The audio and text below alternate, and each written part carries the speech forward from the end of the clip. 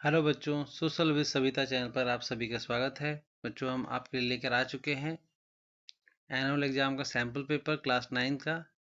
Subject है social science. ये exam के पॉइंट ऑफ व्यू से बहुत ही इंपॉर्टेंट है आपके लिए।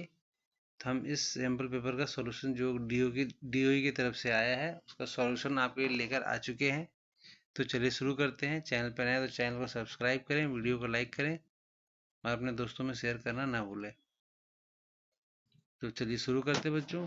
ये अपना प्रश्न नंबर 1, टू टीटीज ऑफ गवर्नमेंट नामक पुस्तक की रचना किसने की। 4 ऑप्शन दिए गए बच्चों इसके अंदर। फर्स्ट ऑप्शन आपका है जॉन लॉक, 4 है J J Rousseau, Louis 16 and Karl Marx. तो इसमें ऑप्शन ए हो जाएगा आपका जॉन लॉक। ठीक है बच्चों। सेकंड क्वेश्चन है बच्चों आपका, निम्नलिखित कथनों को पढ़कर सही विकल्प का चयन कीजिए। तो इसमें कथन 1 पढ़ते हैं। 3 मार्च 1933 को बिलिंग एक्ट द्वारा जर्मनी की तानाशाही स्थापित की गई। दूसरा है 28 फरवरी 1933 को फायर डिक्की के द्वारा जर्मनी के नागरिक अधिकारों को सस्पेंड कर दिया गया। और तीसरा है 30 जनवरी 1933 को राष्ट्रपति हिंडनबर्ग ने हिटलर का चांसलर नियुक्त किया। तो ये 3 कथन है, इसमें से आपको 4 ऑप्शन दिए गए हैं। आपको ऑप्शन डी हो जाएगा आंसर। 1, 2 और 3 सभी सही है। ठीक है बच्चों। इसी तरह से क्वेश्चन आएगा आपका और इस तरह से आपको तीनों स्टेटमेंट को पढ़ना पड़ेगा। जो इसमें सही आपको लगेगा उसको आंसर आपको चूज करना होगा। आप चलते हैं क्वेश्चन नंबर 3 पर। क्वेश्चन नंबर 3 है, उचित विकल्प की सहायता से रिक्त स्थान की पूर्ति कीजिए। बोल्शेविक पार्टी का नाम बदलकर डैश कर दिएगा विकल्प। 4 ऑप्शन दिए गए हैं। इसमें आपका सबसे लास्ट ऑप्शन है D option, communist party of रूस। ये होगा आपका ऑप्शन डी आंसर। ठीक है बच्चों। अब चलते हैं क्वेश्चन नंबर 4 में। क्वेश्चन नंबर 4 है आपका, निम्नलिखित घटनाओं को कालक्रमानुसार व्यवस्थित करके सही विकल्प का चुनाव कीजिए।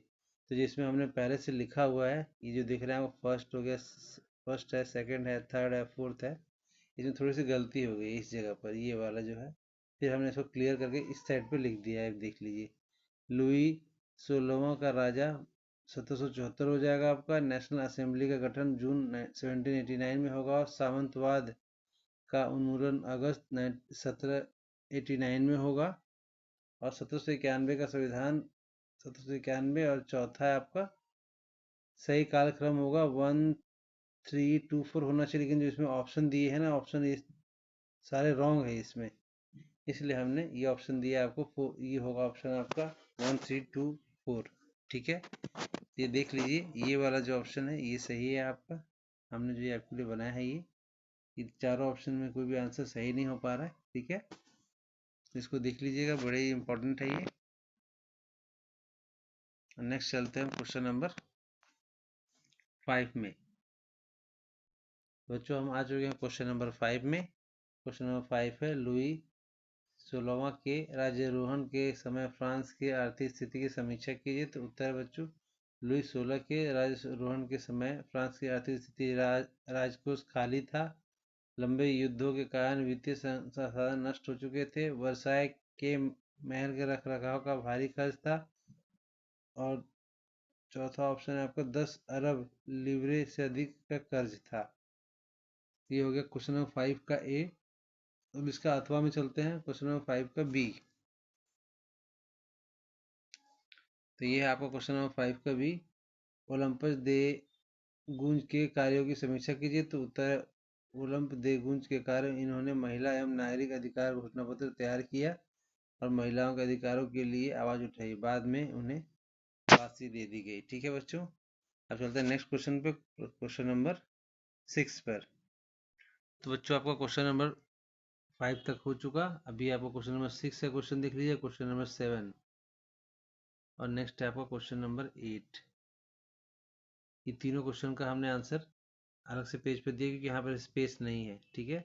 तो अभी पहले हम करते हैं क्वेश्चन नंबर 6 और क्वेश्चन नंबर 7 का आंसर ए और बी दोनों का। ठीक है। तो चलिए चलते हैं।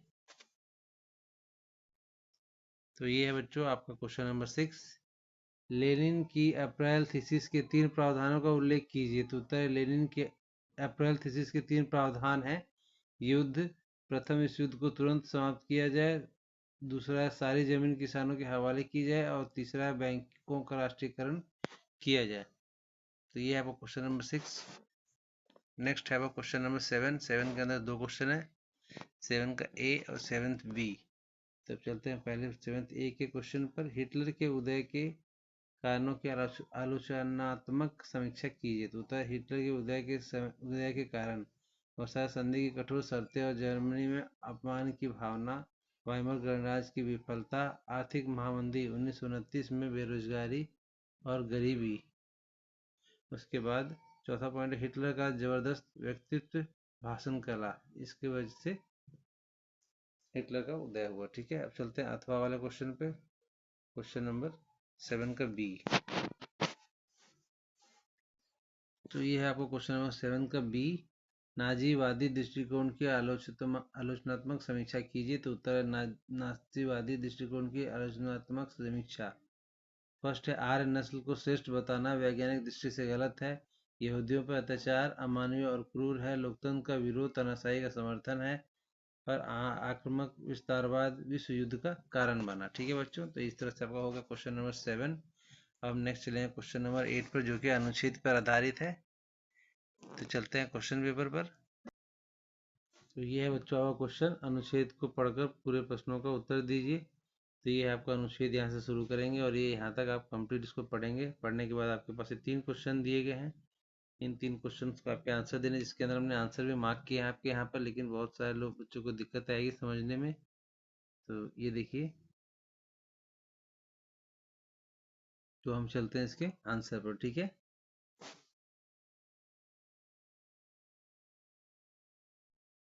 तो बच्चों अब हम आ चुके हैं क्वेश्चन नंबर 8। 8 का फर्स्ट, जैकोबिन क्लब का नेता कौन था? तो उत्तर है मैक्समिलियन रोबेस्पियर था। ठीक है बच्चों, नेक्स्ट क्वेश्चन है आपका क्वेश्चन नंबर 8.2। वर्ष 1791 के संविधान से लोगों को क्या राजनीतिक अधिकार प्राप्त हुए थे? तो उत्तर है केवल सक्रिय नागरिकों, अमीरों, करदाताओं को ही वोट देने का राजनीतिक अधिकार मिला था। प्रश्न नंबर 3 है इसके अंदर, युद्धों के दौरान महिलाओं की भूमिका कैसे बढ़ी? तो उत्तर है जब पुरुष मोर्चे युद्ध पर चले गए तो घर परिवार चलाने और रोजी रोटी कमाने की जिम्मेदारी महिलाओं पर आ गई, जिससे उनकी भूमिका बढ़ गई। ठीक है, नेक्स्ट आपका मैप का क्वेश्चन है। तो चलते हैं हम उस क्वेश्चन पर। तो बच्चों हम आ चुके हैं प्रश्न नंबर 9 पर। प्रश्न नंबर 9 है आपका मानचित्र आधारित प्रश्न है आपका। विश्व की राजनीतिक रेखा चित्र पर स्थान ए और बी के रूप में अंकित किए गए हैं। दिए गए संकेतों के आधार पर इनकी पहचान कीजिए और उनके नाम सामने खींची हुई गई रेखा पर लिखिए। तो पहला क्वेश्चन है आपका, द्वितीय विश्व युद्ध में मित्र शक्तियों से संबंधित एक देश, तो अमेरिका हो जाएगा। और द्वितीय विश्व युद्ध में ध्रुवीय शक्तियों से संबंधित एक देश, तो ये हो जाएगा इटली। अब चलते हैं इसके मैप पर बच्चों। तो ये है बच्चों आपका क्वेश्चन नंबर 9 का मैप। ये देखिए, वर्ल्ड मैप, पॉलिटिकल, संसार राजनीतिक, और 2 देशों के नाम अंकित करने को बोला गया था। तो ये है आपका अमेरिका और ये हो जाएगा आपका इटली। ठीक है, ये ए हो गया आपका धुरी और ये हो गया बी। ये बी हो गया आपका इटली। ठीक है, इसको मार्क कर लीजिएगा। अब चलते हैं नेक्स्ट क्वेश्चन पे। अब नेक्स्ट क्वेश्चन बच्चों आपका क्वेश्चन नंबर 10। तो ये देखिए क्वेश्चन नंबर 10 है आपका ऑप्शन आधारित क्वेश्चन। निम्नलिखित में से पूर्वी घाट का सर्वोच्च शिखर कौन सा है? तो आपके सामने 4 ऑप्शन दिए, कंचनजंगा, अनायमुदी, महेंद्रगिरी और खासी। इसमें आपका ऑप्शन हो जाएगा सी, महेंद्रगिरी। ठीक है बच्चों, ये हो जाएगा आपका महेंद्रगिरी। नेक्स्ट क्वेश्चन है आपका, सही मिलान की पहचान कीजिए। भारत का पूर्व से पश्चिम का विस्तार 2933 किलोमीटर। भारत का पूर्व से पश्चिम का विस्तार 3214 किलोमीटर। सी है आपका 4000 किलोमीटर और चौथा है 3000 किलोमीटर। इसमें ऑप्शन ए हो जाएगा आपका करेक्ट होगा, बाकी सब रॉन्ग है। ठीक है, तो ए वाला आपका ऑप्शन होगा सही। ठीक है, नेक्स्ट चलते हैं क्वेश्चन 12 पर। निम्नलिखित में से प्रायद्वीपीय भारत में सबसे लंबी नदी कौन सी है? तो इसका ऑप्शन ए हो जाएगा नर्मदा नदी। ठीक है बच्चों, उसी तरह से नेक्स्ट क्वेश्चन पर चलते हैं। क्वेश्चन नंबर 13, भारत में मानसून का आगमन संभवतः कब होता है? तो इसका ऑप्शन हो जाएगा ए, जून के आरंभ में होता है। ठीक है बच्चों, क्वेश्चन नंबर 13 का ऑप्शन हो जाएगा ए। अब चलते हैं नेक्स्ट क्वेश्चन पे। क्वेश्चन नंबर 14,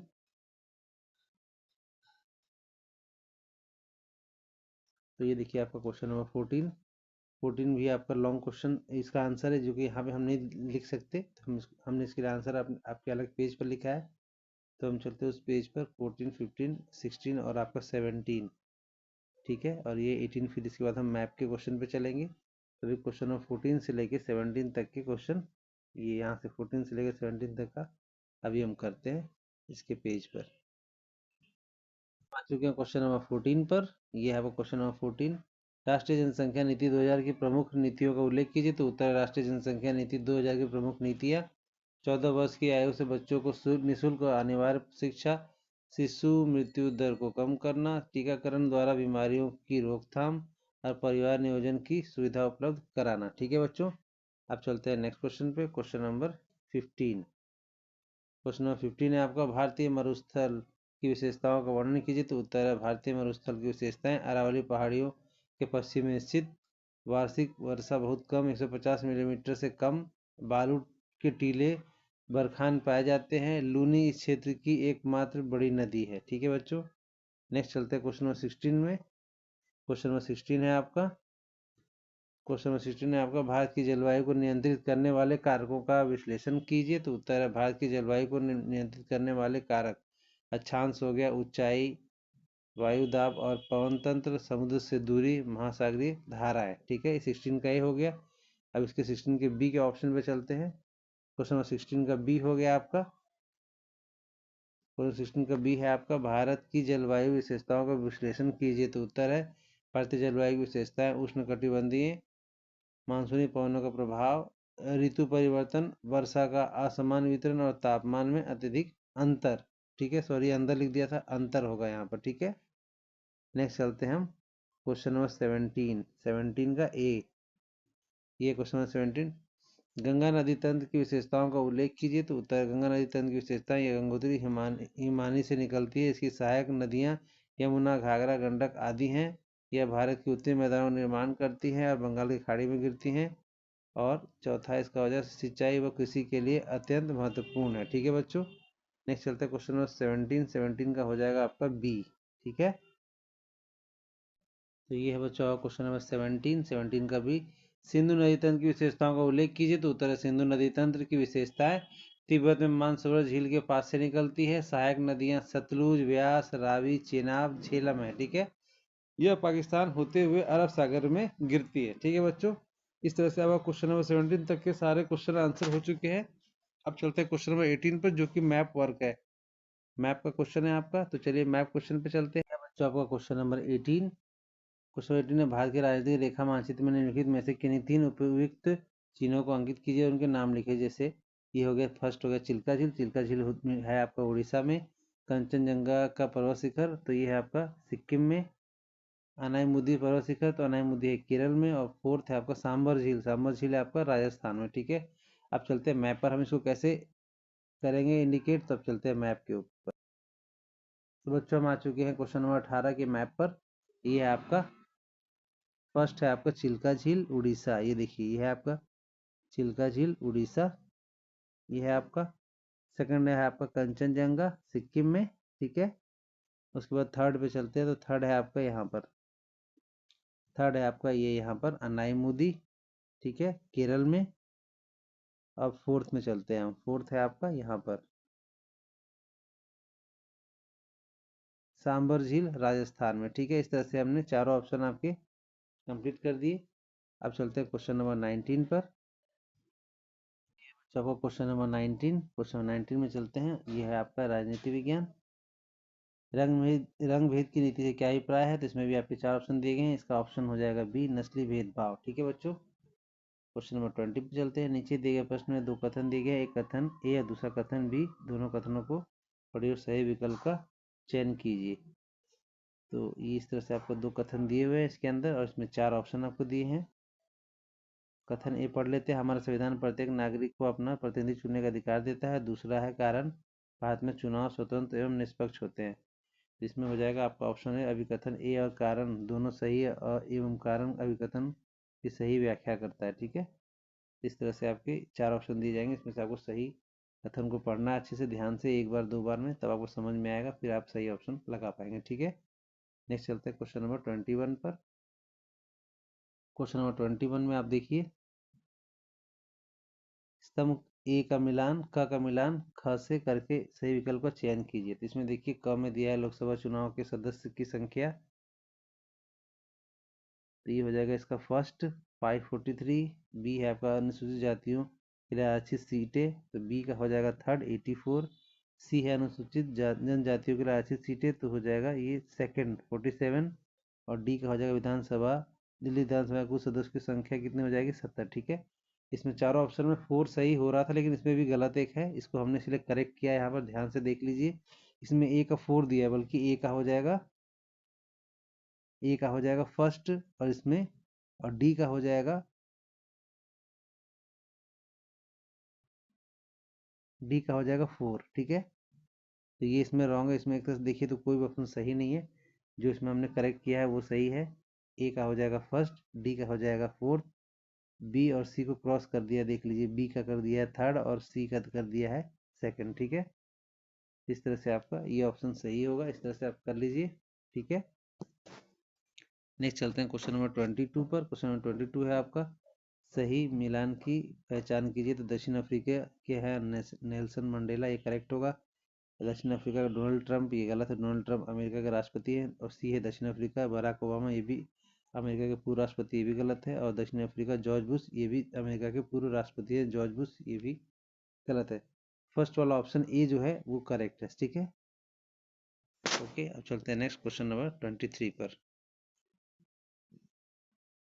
क्वेश्चन नंबर 23 है आपका, नीचे दिए गए दो कथन, कथन एक और कथन दो के रूप में दिए गए, दोनों को पढ़िए और सही विकल्प पर चयन कीजिए। तो कथन एक है, लोकसभा को ऊपरी सदन कहा जाता है, और कथन दो है, राज्यसभा को निचला सदन कहा जाता है। तो इस तरह से ये दोनों ही कथन गलत होगा, तो दोनों कथन गलत है, इसलिए इसका ऑप्शन हो जाएगा डी। ठीक है, कथन एक और कथन दो दोनों गलत हैं, तो ये इसका ऑप्शन हो जाएगा डी आपका। ठीक है, नेक्स्ट है क्वेश्चन नंबर 24, निम्नलिखित के संदर्भ में निम्नलिखित कथनों को पढ़कर सही का विकल्प कीजिए। तो विकल्प एक है, एक व्यक्ति एक वोट का मूल्य। दूसरा है कानून कानून का राज और अधिकारों का आदर।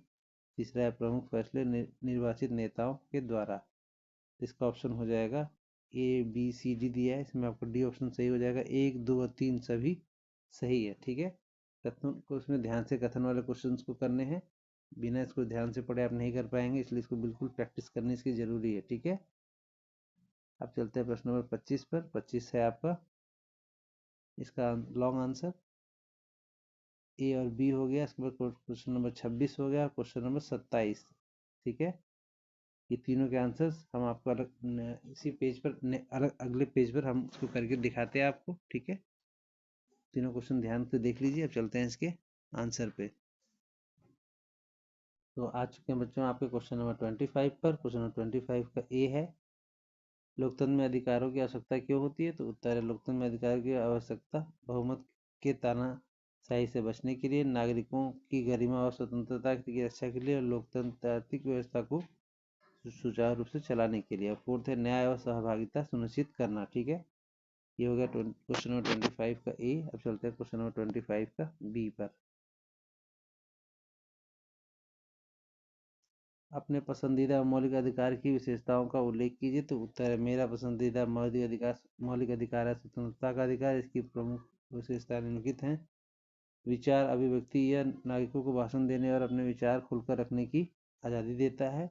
दूसरा है भ्रमण और निवास, इसके तहत नागरिक देश के किसी भी हिस्से में आ जा सकते हैं और वहां बस सकते हैं। तीसरा है कोई भी पेशा, यह नागरिकों को अपनी पसंद का कोई भी काम या व्यवसाय करने में छूट देता है।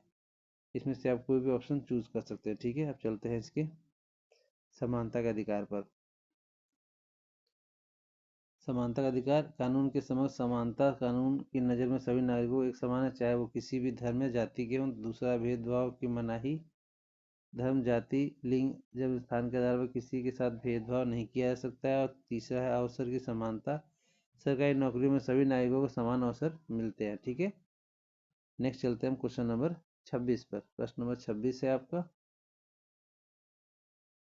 लोकतंत्र के लिए स्वतंत्र और निष्पक्ष चुनाव की आवश्यकता क्यों है। तो उत्तर, स्वतंत्र और निष्पक्ष चुनाव की आवश्यकता ताकि लोग बिना किसी डर के अपने पसंद के नेता को चुन सकें, ताकि सत्ताधारी पार्टी के अनुचित साधनों का प्रयोग न करें, लोकतंत्र की आत्मा ही चुनाव है। ठीक है बच्चों, तो ये हो गया आपका प्रश्न नंबर 26। अब चलते हैं क्वेश्चन नंबर 27 पर। प्रधानमंत्री 27 का ये है आपका, प्रधानमंत्री की शक्तियों का वर्णन कीजिए। तो उत्तर, प्रधानमंत्री की शक्तियां कैबिनेट की बैठकों की अध्यक्षता करना, मंत्रियों के विभागों का बंटवारा, राष्ट्रपति और मंत्रिपरिषद के बीच की कड़ी, विदेश नीति का निर्धारण और प्रशासनिक नियंत्रण। ठीक है बच्चों, नेक्स्ट क्वेश्चन पे चलते हैं 27 के बी पर। तो ये है आपका 27 क्वेश्चन नंबर 27 का बी। न्यायपालिका की शक्तियों का वर्णन कीजिए। तो उत्तर है, न्यायपालिका की शक्तियां विवादों का निपटारा, न्यायिक समीक्षा, संविधान की व्याख्या और मौलिक अधिकारों की रक्षा करना। ठीक है, नेक्स्ट चलते हैं हम क्वेश्चन नंबर 28 है आपका पैराग्राफ आधारित क्वेश्चन। ठीक है, तो पहले इसके हम पैराग्राफ पे चलते हैं।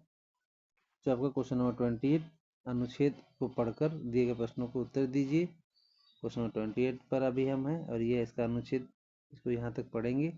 फिर इसमें हम 3 क्वेश्चन पूछे गए हैं। इन क्वेश्चंस को हमने यहाँ मार्क भी किया है, लेकिन ये सभी को समझ में इस पर आएगा नहीं।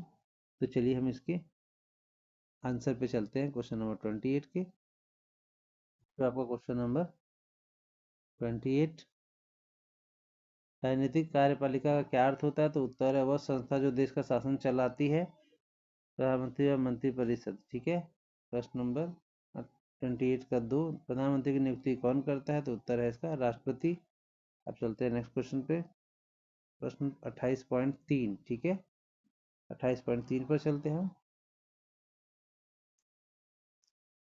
प्रधानमंत्री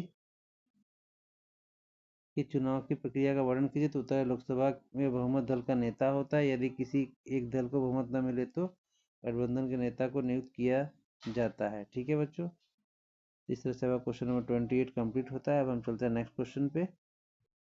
ये आपका क्वेश्चन नंबर 29, निम्नलिखित में से कौन सा संस्थान भारत में खाद्य सुरक्षा के लिए बफर स्टॉक तैयार करता है। ठीक है, एक मिनट। निम्नलिखित में से कौन सा संस्थान भारत में खाद्य सुरक्षा के लिए बफर स्टॉक तैयार करता है। तो option A, B, C, D दिया है, 4 ऑप्शन। इसमें सबसे ऑप्शन ए होगा भारतीय खाद्य निगम, इसका ऑप्शन हो जाएगा ए। ठीक है बच्चों, प्रश्न नंबर 30 पे चलते हैं। महात्मा गांधी राष्ट्रीय ग्रामीण रोजगार गारंटी योजना की आरंभ की किस वर्ष की गई। तो यह है ऑप्शन इसका 2005, तो ऑप्शन बी हो जाएगा आपका आंसर। ठीक है बच्चों, अब चलते हैं क्वेश्चन नंबर 31 पर। क्वेश्चन नंबर 31 है आपका बच्चों, निम्नलिखित में से दिए गए 2 कथनों में से अभिकथन ए और दूसरा कारण आर कथन को पढ़िए और सही विकल्प का चयन कीजिए। तो कथन ए पढ़ लेते हैं, भारत में निर्धनता संबंधित आंकड़ों का संकलन राष्ट्रीय नमूना सर्वेक्षण संस्थान द्वारा किया जाता है। सरकार ने विश्व बैंक प्रति व्यक्ति प्रतिदिन खर्च के आधार पर निर्धनता रेखा का निर्धारण करता है। तो इसके अंदर आपका विकल्प हो जाएगा ऑप्शन बी आंसर। अभिकथन एक एवं कारण दोनों सही है, परंतु कारण अभिकथन की सही व्याख्या नहीं है। ठीक है बच्चों, इस तरह से आपका ऑप्शन बी हो जाएगा इसका आंसर। अब चलते हैं क्वेश्चन नंबर 32 पर। गेहूं के उत्पादन में वृद्धि का कितना प्रभाव था, किसका प्रभाव था। तो उत्तर है इसमें हरित क्रांति। हरित क्रांति में गेहूं का अत्यधिक मात्रा में उत्पादन हुआ था। ठीक है, और ये हमारे पंजाब में हुआ था। नेक्स्ट हम चलते हैं क्वेश्चन नंबर 13 पर, सॉरी क्वेश्चन नंबर 33 पर। निम्नलिखित में से कौन सा भारत की गरीबी का कारण नहीं है। तो ऑप्शन इसका हो जाएगा बी, बड़े पैमाने पर उद्योगों का विकास। ठीक है, नेक्स्ट क्वेश्चन पे चलते हैं। क्वेश्चन नंबर 30 पर, विषम की पहचान कीजिए। कृषि, मत्स्य, पशुपालन, बैंकिंग, ये तीनों तो कृषि से आधारित है, और चौथा जो बैंकिंग है ये अलग है। तो ये हो जाएगा आपका डी ऑप्शन करेक्ट। ठीक है, अब चलते हैं क्वेश्चन नंबर 35 पर। ये है आपका क्वेश्चन नंबर 35 से लेकर क्वेश्चन नंबर 38 तक के क्वेश्चन। इसको हम अलग पेज पे करेंगे क्योंकि इसके आंसर होंगे बड़े, हम जो इस पेज पर नहीं कर पाएंगे, तो मैं आपके लिए इसको अलग पेज पर किया है। तो चलिए हम चलते हैं। तो ये है बच्चों आपको क्वेश्चन नंबर 35, निर्धनता की दूर करने के लिए हेतु 2 उपाय सूझे हैं। तो उत्तर, निर्धनता को दूर करने के 2 उपाय, आर्थिक विकास की दर को बढ़ाना, शिक्षा और कौशल प्रशिक्षण, लक्षित न्याय निर्धनता निरोधी कार्यक्रम जैसे मनरेगा, पीएम आवास योजना चलाना। ठीक है, इनमें से 2 को लिखा जा सकता है। ठीक है, आप इसमें से 2 ऑप्शन चूज कर सकते हैं अपने लिए। नेक्स्ट चलते हैं क्वेश्चन नंबर 36 पर। क्वेश्चन 36 है, खाद्य सुरक्षा हेतु चलाई जा रही भारत सरकार की नीतियों की समीक्षा कीजिए। तो उत्तर है खाद्य सुरक्षा हेतु सरकार की नीतियों की समीक्षा। बफर स्टॉक, सरकार एफसीआई के माध्यम से अनाज खरीद कर भंडार करती है। सार्वजनिक वितरण प्रणाली पीडीएस, राशन की दुकानों के माध्यम से गरीबों को कम कीमत पर अनाज दिया जाता है। ठीक है बच्चों, अब चलते हैं क्वेश्चन नंबर 37 पर। क्वेश्चन नंबर 37 का ए, शिक्षित बेरोजगारी को दूर करने हेतु कोई वैकल्पिक कार्य योजना प्रस्तुत कीजिए। तो उत्तर है शिक्षित बेरोजगारी दूर करने के उपाय। तकनीकी शिक्षा पर जोर, स्टार्टअप को बढ़ावा देना, कौशल विकास स्किल डेवलपमेंट कार्यक्रम चलाना। ठीक है, नेक्स्ट चलते हैं क्वेश्चन नंबर 37 का बी पर। क्वेश्चन 37 का बी है, मौसमी बेरोजगारी को दूर करने हेतु कोई वैकल्पिक कार्य योजना प्रस्तुत कीजिए। उत्तर है मौसमी बेरोजगारी को दूर करने के उपाय। कृषि आधारित छोटे उद्योगों की स्थापना, डेयरी पशुपालन का विकास, सिंचाई सुविधाओं का विस्तार ताकि साल भर खेती हो सके। ठीक है, अब चलते हैं क्वेश्चन नंबर 38 पर, जो कि है आपका अनुच्छेद आधारित। तो ये आ चुके हैं बच्चों, क्वेश्चन नंबर 38 पे अनुच्छेद आधारित क्वेश्चन पे। दिए गए अनुच्छेद को पढ़िए और प्रश्न उत्तर दिए। तो ये अनुच्छेद आपको यहाँ से स्टार्टिंग होता है और यहाँ तक कंप्लीट होगा, और इसमें आपके 3 क्वेश्चन पूछे गए हैं, ये 38.1, 38.2 और 38.3। ठीक है, इस अनुच्छेद को पढ़ के भी कर सकते हैं आप। ये यहाँ से आपका शुरू होता है। ठीक है, तो इसमें आपको समझ में नहीं आएगा, हमने पॉइंट आपको क्वेश्चन नंबर 1 को डाल दिया है, देख लीजिए इसमें।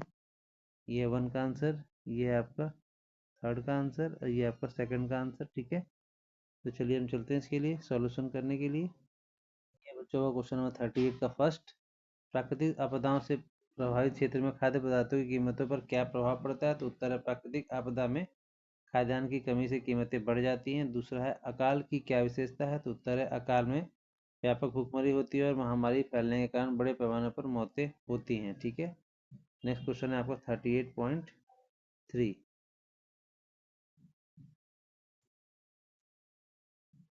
सूखे जैसी प्राकृतिक आपदा अकाल का कारण कैसे बनती है, व्याख्या कीजिए। तो उत्तर है सूखे के कारण फसल उत्पादन घटता है, भोजन की कमी भोजन की कमी और कीमतों में वृद्धि होती है, लोग भोजन नहीं खरीद पाते, लंबे समय तक स्थिति बने रहने पर भूखमरी और अकाल जैसी स्थिति पैदा हो जाती है। तो बच्चों, इस तरह से आपका सारा क्वेश्चन आंसर कंप्लीट होता है। आपको वीडियो कैसा लगा कमेंट में ज़रूर बताइएगा, और किस टॉपिक पे वीडियो चाहते हैं उस टॉपिक को भी कमेंट में मेंशन कर दीजिएगा, तो हम उस टॉपिक पे वीडियो आपके लिए लेकर आते रहेंगे। ठीक है बच्चों, तो चैनल को देखने के लिए और सब्सक्राइब करने के लिए आपका बहुत बहुत धन्यवाद। मिलते हैं नेक्स्ट वीडियो में एक नए टॉपिक पर। ठीक है बच्चों।